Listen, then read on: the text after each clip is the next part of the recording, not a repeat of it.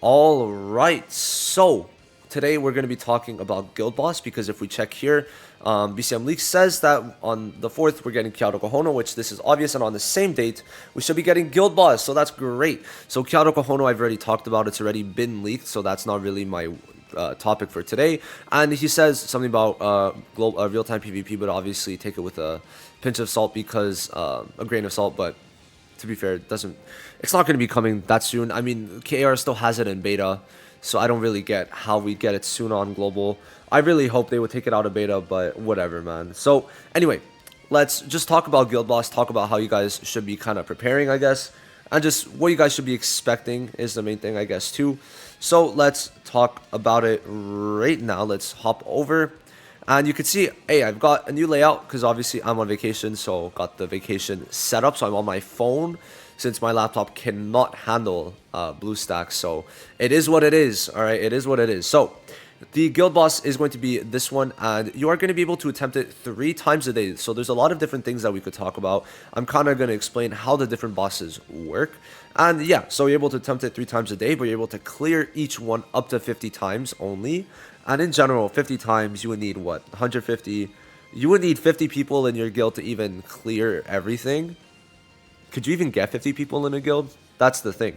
So I think overall, you're going to be fine for that. You're not really going to be getting to the limits there. But if we look at it, there's a couple different rewards we kind of could go through. And basically, you get a certain amount of coins, right? Every time you clear it, you get 30 coins. And then there's also these things. So this one gives 300 of those like kind of diamond points, right? Whatever you want to call them, reputation, whatever. And on the top, you could see that you need to get to 100% to get a certain amount of rewards. So basically, by getting more points, you're going to be getting to that point at the end where it's 100%. And considering that we're at 27k and it's 26%, you could imagine that it's about 1,000 per percent, which means you need about 100k points. And what it gives is this is probably where we're going to be getting our first amount of free-to-play reroll stones. Substat stones, where it's going to be allowing us to reroll our substats. And yeah, so we're able to get some different stuff for equipment, different materials, but mainly we're going to be able to finally get reroll substat stones for free without having to spend, because they did add it, but they didn't add any free-to-play way. So after getting 100k each run at max difficulty, giving 300, you're going to be getting it. So there's that. Then if you clear each one enough, I'm pretty sure each time you clear it, it gives 300 points, right? You're going to be getting these rewards over here, right? And these rewards are pretty decent. I'd say they're good enough. Now, the main part of this video, let's talk about it. Then we're going to get to the coins after we talk about this, is that there are 3 different bosses with different colors, okay? So they do extra, or they do just a lot more damage if we check it to people when they're type advantage. I think it's this one. So they do, I think, 95% extra damage when it's type advantage. So that is the thing that's pretty big. Now, explaining, each one has a different gimmick, and they kind of target different units. So for the red boss, right, you mainly want to debuff them because you cannot buff yourself. So the main way to go about this is to debuff this boss, and he also he has a chance to increase his stamina every time you attack him. So it kind of makes you want to play a bit kind of carefully sometimes to maybe not attack him if you don't got debuffs up. So this guy is very much just about making sure he has a million debuffs on him and all of that stuff. I will make proper guides in the future. Then blue one. The blue one, you cannot debuff him, okay? So where you couldn't buff yourself, this one you can't debuff him, and you are supposed to buff yourself, okay? So this is how this one works, right? I'm pretty sure this one stops buffs and a bunch of other stuff, also like silence and things like that. So for this guy, you're going to use people who are able to buff and aka nuke, right? So that's kind of how it's going to go for that one. And then for the green one, when you're using red units, obviously, this one is mainly, you can't really use barriers or anything similar to that. So you're mainly just trying to do damage and staying alive. You could heal yourself, you could buff yourself. I don't know if you could debuff. I don't really try with debuffs. I just use a burn team. So for this one, kind of a bit different, but this one you are not able to put yourself any barriers, which is like they said, nah, you're not using them well in this. So that's basically how this one's gonna work, right? Where you're just gonna try and do damage and staying alive by healing yourself. That there's nothing really blocked here, right? Some other ones obviously they block buffs, debuffs, but not this one, right? So yeah, those are the 3 that the 3 bosses, right? So you're going to challenge the one you want. There's 3 different amounts and modes, where here you get 100 with 10 coins, here you get 200 with 20 coins, 300 with 30 coins. I think this one's called Nightmare. I'm not really too sure though.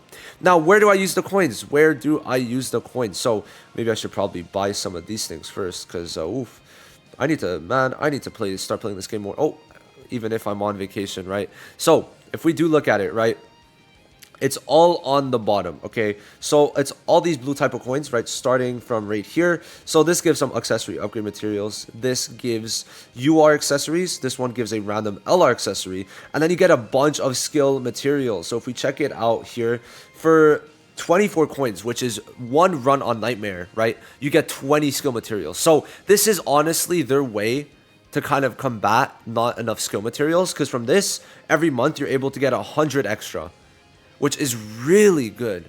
And you will be able to clear it. I'm just saying, if you do your guild boss every single day, then you will be able to clear every single one of these, okay?